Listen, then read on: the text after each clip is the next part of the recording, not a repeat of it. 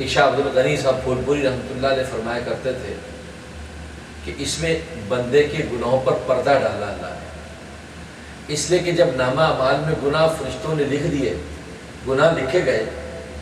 اب اگر صرف گناہوں کو مٹا دیا جائے ان صفوں میں سے تو کل روز قیامت میں جب کھولیں گے تو سارے صفوں میں نیکیاں لکھی، بیچ میں صفحے مٹے ہوئے ہیں، تو لوگ فرشتے سوچیں گے اس کا مطلب ہے یا تو اللہ نے اس پاپی کے گناہ معاف کیے ہیں، یہ سارے گناہ صاف کیے ہیں اور اللہ نے اپنی رحمت سے اس کی بخشش کر دی ہے کیونکہ بیچ میں مٹے ہوئے ہوں گے۔ اور یہ فطری بات ہے کہ جب مسلسل صفحے لکھے ہوئے ہوں، بیچ میں کچھ مٹے ہوئے ہوں، آدمی سوچتا ہے یار یہ کیوں مٹے ہوئے، خیریت ہے، مس پرنٹنگ ہو گئی، کیا معاملہ ہو گیا، کیوں یہ سارا مٹا دیا؟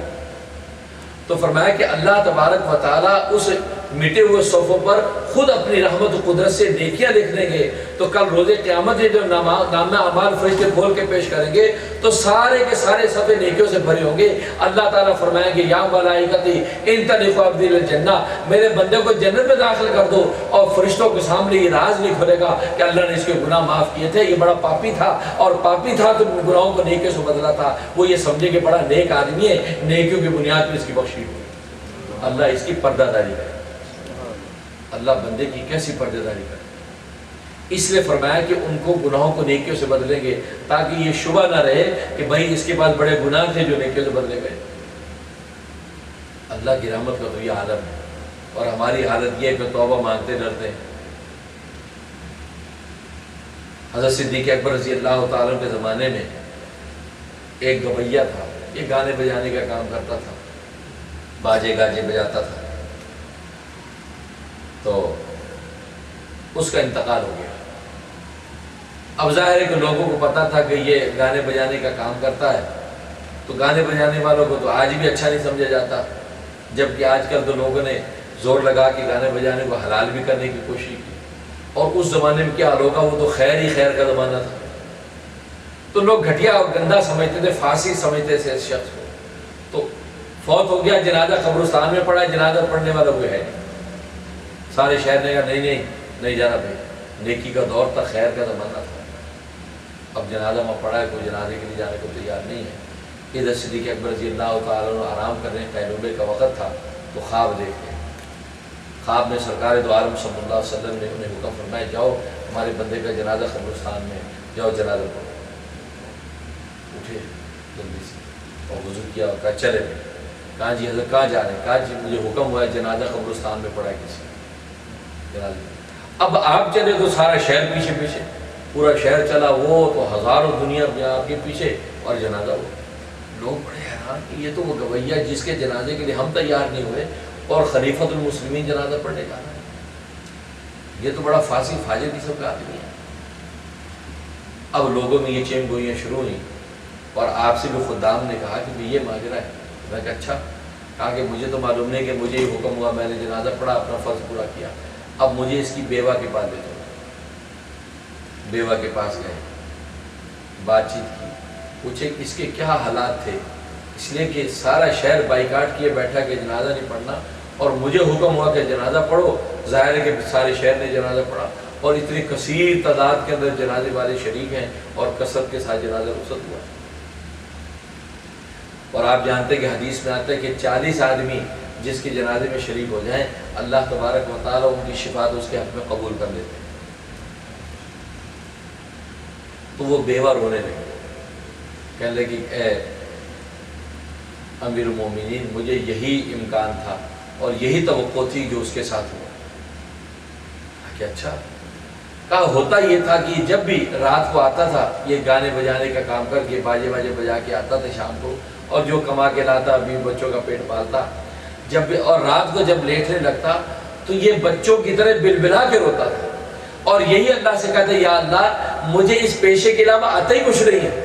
یا اللہ تو معاف کر دے، میں جانتا ہوں تیری بھی مرضی کے خلاف ہے، تیرے نبی کی مرضی کے خلاف ہے، لیکن میں کیا کروں، مجھے آتا ہی یہی ہے، اگر میں نے یہ بھی نہ کیا تو اپنے بیوی بچوں کا پیٹ کیسے پالوں گا، یا اللہ میں صدقے دل سے توبہ کرتا ہوں، میں تیرے آگے بڑا شرمندہ ہوں، مجھے معاف کر دے۔ یہ کہتا اور بگڑاتا ایسا بل بلاتا ہے جیسے بچے روتے ہیں، اور رات میں کب وہ تھک ہار کے سو جاتا مجھے خبر نہیں، صبح اٹھ کے پھر وہی باجے اٹھائے اور پھر وہ چلا جاتا، سارا دن کما کے لاتا، رات کو پھر روتا۔ فرمایا کہ ساری زندگی میں نے اس کی یہ حالت دیکھی تو میں سوچتی تھی مجھے اللہ کی رحمت سے امید ہے کہ اس کا یہ رونا یہ گڑانا اللہ تبارک و تعالیٰ ضرور اس کی بخشش کر دے گا، اور وہی ہوا کہ اللہ تبارک و تعالیٰ نے اس کی روز کی توبہ کو قبول کر لیا۔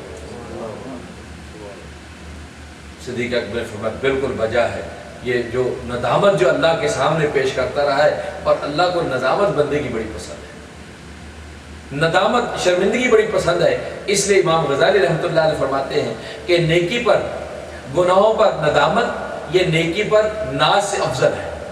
انسان گناہ پر نادم رہے، ایک گناہ گار اپنے آپ کو گناہ گار کہتا رہے، اور یہ افضل ہے نیکی پر ناز کرنے سے۔ ایک نیکی کرنے والا اپنی نیکی پہ ناز کرے اور کہے جی میں بڑا نیک ہوں جی، یہ سارے گناہ گار ہیں، ہم تو بڑی نیکی کریں، یہ سب بے عقل ہے، تو وہ اپنی نیکی پر ناز کرے، اور وہ اللہ تبارک و تعالیٰ کو گوارا نہیں۔ ہاں ایک گناہ گار اپنے گناہ پر نادم رہے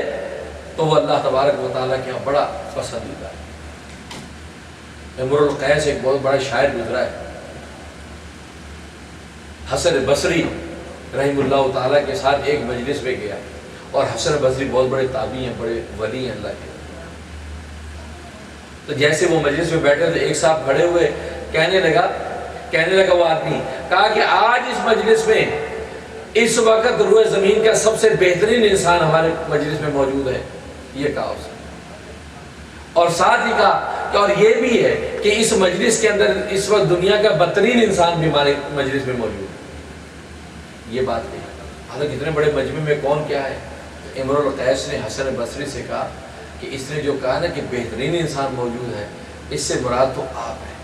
اور یہ جو کہا کہ بدترین انسان جو موجود ہے اس سے مراد میں ہوں، یہ مجھے کہا ہے یہ بات۔ تو بات ختم ہو گئی، آئی گئی ہو گئی، امرؤ القیس کا انتقال ہو گیا۔ تو وقت کے ولی نے، اس وقت کے ولی نے خواب میں امرؤ القیس کو دیکھا کہ تیرا کیا ماجرا ہوا؟ عجیب بات کہی، کہنے لگا کہ اللہ کے سامنے پیش ہوا، اللہ نے فرمایا کہ اس شخص نے جب یہ بات کہی تھی بلا تعین کے، یہ کہا تھا کہ مجلس میں بہترین انسان بھی بیٹھا ہے، مجلس میں بدترین انسان بھی بیٹھا ہے، اور تو نے فوراً کہا تھا کہ دل میں کہا تھا کہ مجلس میں بدترین انسان میں ہی مراد ہوں اور بہترین انسان حسن بصری مراد ہے۔ جس وقت تیرے دل میں یہ خیال آیا تھا ہم نے اسی وقت تیری بخشش کر دی۔ اللہ کی شانیں دیکھو، کہا کہ تو نے اپنے آپ کو جو سب سے بدترین سمجھا، گھٹیا سمجھا، فرمایا کہ اسی وقت ہی ہم نے تیری بخشش کا فیصلہ کر دیا۔ اللہ کو ندامت کتنی پسند ہے۔ اور آج یہ حالت ہم کہہ دیں نا کہ اس وقت مجلس میں ایک سب سے بدترین انسان بیٹھا ہے، ہم کیا کریں گے؟ سب پیچھے دیکھیں گے، بول یہی کریں گے نا، یہ مطلب ڈھونڈیں گے ہاں میں تو وہی بڑی شے ہوں، یہ دوسرا ہی کوئی ہوگا جو حضرت نے کہا۔ صحیح بات ہے، یہ میں نے تجربے کیے مجلسوں میں، تو میں نے کہا بڑا بدترین انسان مجلس میں، تو سب ایک دوسرے کو دیکھنے لگے، کسی نے سوچا نہیں کہ یار میں ہی ہوں بھائی، مجھ سے زیادہ کون ہوگا۔ تو اس لیے امرؤ القیس کا یہ سوچنا کہ میں ہی مراد ہوں، یہ ایک بہت بڑے ایک مقام کی بات ہے، ورنہ آج آپ تجربہ کر لیں کوئی نہیں دیکھتا، اور جی مجلس میں بڑا ایک بے نمازی آیا تو سارے ایک دوسرے کو دیکھیں گے، تو خود بڑا نمازی ہے۔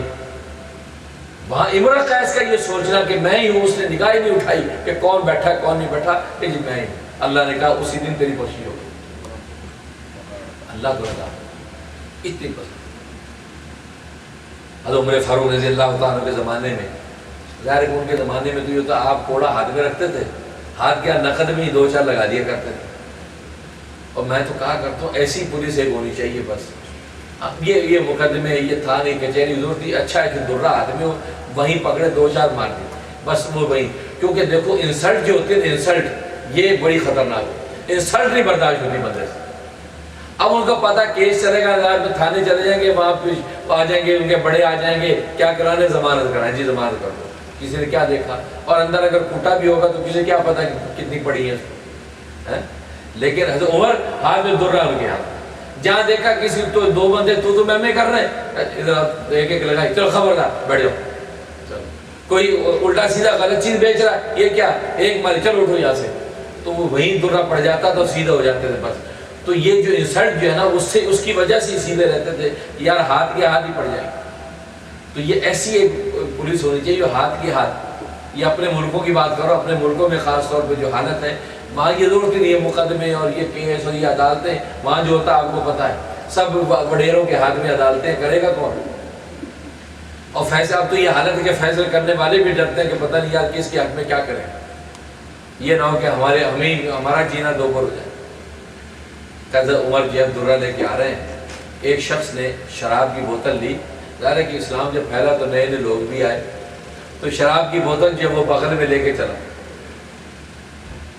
شراب کی بوتل بغل میں لے کے جب وہ چلا ہے، اب اس نے دیکھا کہ حضرت عمر رضی اللہ تعالیٰ عنہ آ رہے ہیں، تو گھبرا گیا، اوہ یہ تو مسئلہ ہو گیا، اس سے راستہ ذرا بدلا۔ اب حضرت عمر کی خوابی نظر تو ایسا منتظم نہیں، انہوں نے دیکھ لیا، وہ بھی اسی تو ادھر ہی چلے گئے۔ اب وہ جو کہاں پر ہاتھ میں شراب کی بوتل، جلدی سے کپڑا تھا وہ تولیہ سا وہ لپیٹ گیا اس کے اوپر۔ اب سمجھ میں آئی، دل میں کہ یا اللہ آج تو حضرت عمر کے درے سے مجھے بچا لے، میں سچی توبہ کرتا ہوں آج کے بعد میں اس گند کو ہاتھ میں لگا، آج مجھے بتا، اس لیے کہ اگر آج میں پکڑا گیا تو یہ بھرے مجمع میں جو میرے ساتھ ہوگا، یا اللہ تم نے اندر ہی اندر دل کے اندر گڑ گڑایا۔ اتنے میں حضرت عمر پہنچ گئے، کہا کہ کیا ہے اس میں؟ تو اب ظاہر ہے کہ جب اللہ سے توبہ کی، معافی مانگی، اب اللہ خود دستگیری کر رہا ہے، تو منہ سے فوراً نکلا، جی دودھ ہے، دودھ ہے، اس پر تم نے کپڑا کیوں لپیٹا ہوا ہے؟ اب اللہ کہلوا رہے ہیں، تو بولا وہ گرم بہت تھا اس لیے کپڑا لپیٹا ہوا ہے۔ آپ کو شواب میں کہ کپڑا ہٹاؤ، کپڑا ہٹایا تو بوتل میں گرم دودھ تھا۔ اللہ تبارک و تعالی نے شراب کو دودھ میں بدل دیا، اس کی اس ندامت و استغفار پر کہتا ہے اس کے بعد وہ گھر آیا اور آ کے اس نے بوتل پھینکی اور خدا کے سامنے گر گیا کہ یا اللہ تیری کیا عنایتیں ہیں، واقعی تو کہتا ہے نحن اقرب الیہ من حبل الورید، میں تو شاہ رگ سے بھی قریب ہوں، میں تو شاہ رگ سے بھی قریب ہوں۔ یہ ہماری بدبختی ہے کہ یہاں تک تو پہنچ گیا، ہم اس کو یہاں تک پہنچانے کو تیار نہیں۔ یہ ساری عبادتیں، یہ سارے اشغال و احوال، یہ اذکار و اوراد کس لیے ہو رہے ہیں؟ اللہ یہاں پر ہے، اللہ دور نہیں ہے، شاہ رگ کے قرآن نے کہا، لیکن اس شاہ رگ سے دل میں اتارنے کی محنتیں ہیں ساری۔ یہ سجدوں میں جو پڑھے ہیں، ذکر جو کرتے ہیں، لا الہ کے نعرے لگاتے ہیں، یہ اللہ کو شاہ رگ سے اپنے قلب میں اتارنا، اور جب دل میں خدا کو اتار لیا تو محبت کا رشتہ قائم ہو گیا۔ جب محبتیں پیدا ہو گئیں تو پھر وہ محبوب تمہارا بن گیا اور تم محبوب اس کے بن گئے۔ پھر وہی بات ہے کہ پھر جو یہ چاہتا ہے وہ کرتا ہے، پھر وہ جو چاہتا ہے یہ کرتا ہے، پھر دونوں ایک دوسرے کی مرضی میں فنا ہو جاتے ہیں۔ جیسے شاہ دولہ رحمۃ اللہ علیہ، ان کے زمانے میں سیلاب آ گیا، طغیانی آ گئی گاؤں کی طرف، لوگوں نے بند باندھ دیے، اور شاہ دولہ رحمۃ اللہ علیہ، یہ ہندوستان کے امبالہ ایک جگہ ہے، وہاں کے بزرگ تھے، تو لوگ چلے گئے حضرت دعا کیجیے یا دریا طغیانی آ گئی، گاؤں سارا ڈوب جائے گا۔ فرمایا اچھا چلو لے جاؤ۔ اس جگہ جب پہنچے تو بند باندھا ہوا ہے، آپ نے کہا پھوڑا دو، پھوڑا، وہ کسی جو ہوتی ہے پھوڑا لیا اور بند توڑنا شروع کر دیا۔ کہا جی حضرت یہ کیا کر رہے ہیں، یہ تو پانی سارا گاؤں میں آ کے گاؤں ڈوب جائے گا۔ تو فرمایا کہ جدھر مولا ادھر شاہ دولہ، اگر مولا چاہتے پانی گاؤں میں آئے تو پھر شاہ دولہ کی کیا حیثیت ہے؟ کہ مولا چاہتا ہے تو آنے دو، جدھر مولا ادھر شاہ دولہ۔ بند توڑا ہے، اتنا کہا ہے، اللہ تبارک و تعالی نے پانی کا رخ موڑ دیا۔ جب پانی کا رخ موڑا لوگ حیران ہو گئے، بند باندھا تو پانی اندر آنے کی کوشش کر رہا تھا، بند توڑا تو پانی واپس توڑ گیا، یہ کیا ماجرا ہے؟ تو شاہ دولہ نے کہا کہ بس اللہ اپنے بندوں کو اتنا ہی آزماتا ہے کہ تم اپنی مرضی کو میری مرضی میں فنا کر کے تو دیکھو، پھر میں وہی کروں گا جو تمہاری مرضی ہو۔ تو مجھ پر اپنی خواہش قربان کر کے تو دیکھو، امتحان میں ٹیسٹ میں پاس ہو کر تو دیکھو، پھر ہم وہی کریں گے جو تم چاہتے ہو۔ لیکن ہماری یہ حالت ہوتی ہے، ہم ٹیسٹ دینے کو تیار نہیں ہیں، ہر ٹیسٹ دینے کو تیار ہے، اللہ کا ٹیسٹ دینے کو تیار نہیں۔ اس لیے قرآن میں اللہ نے کہا کہ کیا ایمان والوں نے سمجھ لیا کہ جب انہوں نے کلمہ پڑھ لیا، ایمان لے آئے، تو ان کو اب افلا یفتنون، اب ان کو کسی آزمائش میں نہیں ڈالا جائے گا؟ ایسا نہیں، ان کو آزمائش میں ڈالا جائے گا، تپایا جائے گا، اس سونے کو یا کندن بنایا جائے گا، اس کو کھڑا کیا جائے گا، کھوٹا پر نکالا جائے گا۔ آزمائش آئے گی، انبیاء پر آئی، صحابہ پہ آئی، اب اولیاء پر آئی، اکابر پہ اپنے وقت میں اپنے درجے کے اعتبار سے اللہ ٹیسٹ کرتے ہیں۔ تو یہ ساری جو محنت یہی ہے کہ اللہ یہاں تک تو ہے، اب اس کو دل میں اتارنا ہے۔ لا الہ الا اللہ کے جو نعرے ہم لگاتے ہیں، قرآن کریم کو آنکھوں سے جو ہم دیکھتے ہیں، ہم شب روز نماز اور روزے کے اندر جو رکھتے ہیں، یہ اس کو دل میں اتارنے کی محنت ہے۔ اور جب اللہ دل میں اتر آتا ہے تو پھر وہ حالت ہو جاتی ہے جو امام رومی رحمۃ اللہ علیہ فرماتے ہیں کہ جب سے اللہ کی محبت میرے دل میں اتری ہے، اب یہ حالت ہو